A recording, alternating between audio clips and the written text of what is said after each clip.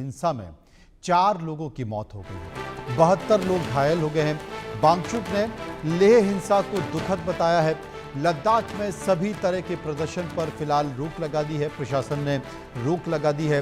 पूर्ण राज्य की मांग को लेकर यह प्रदर्शन किया गया था और उसी प्रदर्शन के दौरान 4 लोगों की मौत हो चुकी है। आपको बता दें कि वांगचुक लगातार पूर्ण राज्य की मांग कर रहे हैं, लंबे समय से मांग कर रहे हैं। हाल ही में जब वो दिल्ली आ रहे थे तो उनको दिल्ली आने की परमिशन नहीं मिली, तब भी उन्होंने तमाम तरह की बातों का जिक्र कहा। वो ये कह रहे हैं कि पर्यावरण के कारण इस पूरे इलाके को नुकसान पहुंच रहा है। यहाँ पर लगातार जिस तरह की परियोजनाएं हो रही हैं उसे नुकसान पहुंच रहा है। और सुनते हैं वांगचुक क्या कह रहे हैं।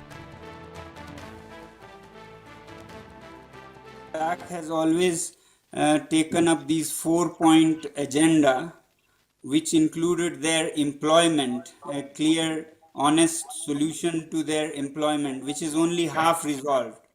Secondly, the 6th schedule and statehood. Any positive promise on that, just like they did in 2020, would help ease this. That would not only help ease this, that will regain all the lost trust. So only towards that will people be satisfied, if they see the intent is clean on the part of the government and they really want to resolve it this time. Thank you. Thank you very much. Very much now. तो अपने दर्शकों को बता दें कि जो लेह है उसमें सोनम वांगचुक ने अनशन तोड़ दिया है। पूर्ण राज्य की मांग को लेकर आज छात्रों ने हंगामा किया था। उपद्रवियों ने आज कई गाड़ियों में आग लगा दी। मेरे साथ अजय जांडल बने हुए हैं। अजय, जो स्थिति हमने नेपाल में देखी वही स्थिति लद्दाख में दिखाई दे रही है। पूर्ण राज्य की मांग, रोजगार का जिक्र किया जा रहा है और 6ठी अनुसूची की भी बात सोनचुक भाटिया कर रहे हैं।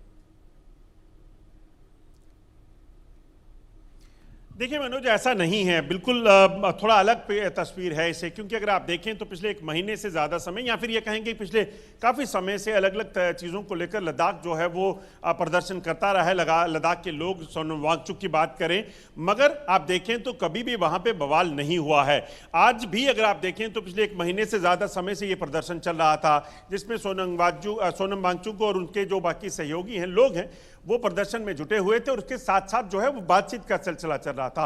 गृह मंत्रालय के लोग जो हैं वो लगातार लद्दाख के जो अपेक्स कमेटी है उनके लोगों के साथ संपर्क में है और उनके साथ मिलकर वो चीज़ों को सॉल्व कर रही है। तभी मुमकिन हो पाया कि यूनियन टेरिटरी मिला, तभी मुमकिन हो पाया कि उन लोगों को अपनी जॉब्स की सिक्योरिटी और ज़मीनों की सिक्योरिटी के लिए तमाम फैसले लिए गए और समय समय पर चीज़ों को अमेंड किया जा रहा था। मगर अचानक से आज जो चीज़ें हुई, जो आप देखें तो बीजेपी के एक नेता अमित मालवीय जो हैं, उन्होंने ये इस चीज़ को जो है वो साझा किया है कि तस्वीरों में कैसे कांग्रेस के जो काउंसलर हैं, कांग्रेस के जो लीडर वहां पे थे, जो उस प्रोटेस्ट में एज ए लीड कर रहे थे, और सोनम वांगचुक को भी आप सुने तो उन्होंने कहा कि हमारा जो प्रदर्शन है वो एकदम चल रहा था आराम से, उसमें कोई दिक्कत नहीं थी। मगर आज अचानक से वहां से कुछ युवक निकले और वो सड़कों पर चले गए। सड़कों पर गए तो उसमें देखा गया तस्वीरों में कि उसमें कांग्रेस के कई ऐसे नेता दिखे जो हाथों में आयरन रॉड्स लेकर हैं, और जो लोग वहां पे प्रदर्शन कर रहे थे, जो पीसफुल प्रोटेस्ट था, उसमें उनके हाथों में जो है पत्थर सामने दिख रहे हैं और वो पत्थर लेकर जो है वो स्टोन पेल्टिंग करना शुरू हो गए।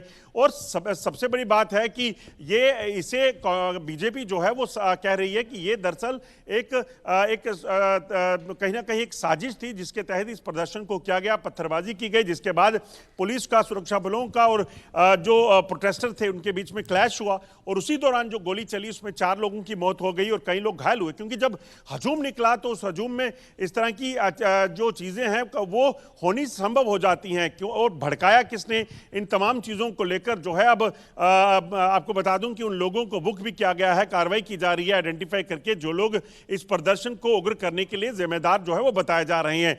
एलजी जो है कविंद्र गुप्ता, उनसे हमारी बात हुई है, उन्होंने कहा कि स्थिति पर कंट्रोल किया गया है। हालांकि कई वाहनों को आग लगाई गई है, बीजेपी दफ्तर में तोड़फोड़ कर वहां पे आग लगाई गई है और कई चीजों को नुकसान पहुंचाया गया है, मगर उन्होंने जो आला अधिकारी हैं जिसमें डीजीपी लद्दाख लद्दाख है उनके साथ मुलाकात कर, आला अधिकारियों के साथ मुलाकात कर जो है वो बैठक की है और उसके बाद कई अहम फैसले लिए गए हैं जिसमें रिस्ट्रिक्शंस इंपोज की गई हैं। अब 6 बजे के करीब कविंद्र गुप्ता जो एलजी हैं लद्दाख के, वो एक प्रेस कॉन्फ्रेंस को भी संबोधित करने वाले हैं और उसमें बहुत सारी चीजों को विस्तार से बताएंगे कि वहां के हालात क्या है और जो मांगे रखी जा रही हैं क्या उन मांगों को